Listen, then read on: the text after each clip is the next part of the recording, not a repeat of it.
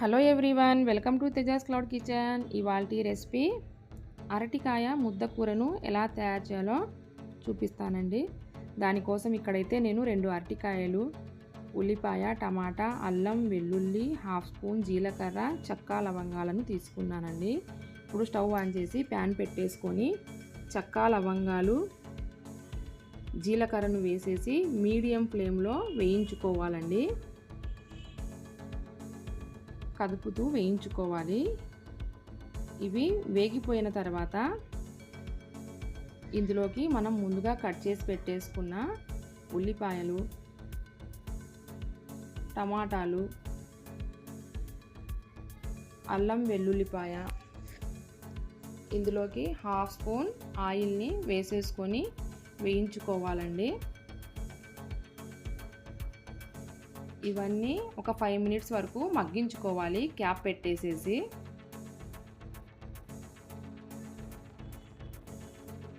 ఇవన్నీ మగ్గిపోయాయి. ఇప్పుడు ఇందులోకి 1 స్పూన్ కారం, 1 స్పూన్ ధనియా పౌడర్ని వేసి ఒకసారి కలిపేసుకొని అన్నీను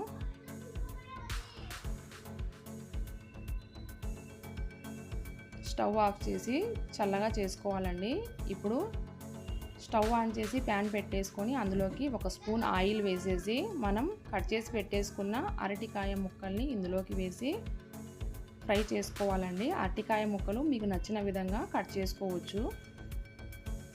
ఇప్పుడు ఇందులోకి 1 స్పూన్ ఉప్పు, హాఫ్ స్పూన్ పసుపుని వేసేసి ఉప్పు, పసుపు ముక్కలకు పట్టే విధంగా కలుపుకోవాలండి. ఈ విధంగా ఇప్పుడు మనం ముందుగా ప్రిపేర్ చేసుకున్న ఉల్లిపాయ, టమాటాలు మిక్సీకి వేసుకోవాలి. వాటితో పాటు 1 స్పూన్ పెరుగును కూడా యాడ్ చేసి ఈ విధంగా ఫైన్ పేస్ట్ లాగా చేసుకోవాలండి. టమాటాలు అనేటివి మెత్తగా పేస్ట్ చేస్తేనే బాగుంటుందండి కర్రీ. ఇప్పుడు అరటికాయ ఈ విధంగా మగ్గిపోయిందండి. ఒక ప్లేట్లోకి తీసుకోవాలి. ఇప్పుడు అదే ప్యాన్లోకి కొద్దిగా ఆయిల్ని యాడ్ చేసుకొని హాఫ్ స్పూన్ షాజీరా, కొద్దిగా మెంతికూర, కరివేపాకును వేసి వేయించుకోవాలండి. మెంతికూర అనేది ఆప్షనల్ మాత్రమే. మనం ప్రిపేర్ చేసిన మసాలాను కూడా ఇందులోనే వేసేసి వేయించుకోవాలండి. ఆయిల్ మొత్తం పైకి వచ్చే వరకు దీన్ని ఫ్రై చేసుకోవాలండి. ఇప్పుడు మనం ముందుగానే ఫ్రై చేసి పెట్టేసుకున్న అరటికాయ ముక్కల్ని కూడా ఇందులోకి వేసుకొని తగినంత ఉప్పుని కూడా యాడ్ చేసేసుకొని మొత్తం మసాలా అంతా ముక్కలకు పట్టే విధంగా కలుపుకోవాలండి.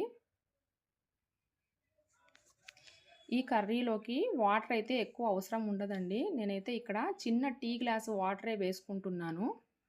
ముద్ద కూర కాబట్టి ఎక్కువ అవసరం ఉండదు వాటరు. ఒక 5 మినిట్స్ వరకు మగ్గనిచ్చుకోవాలండి.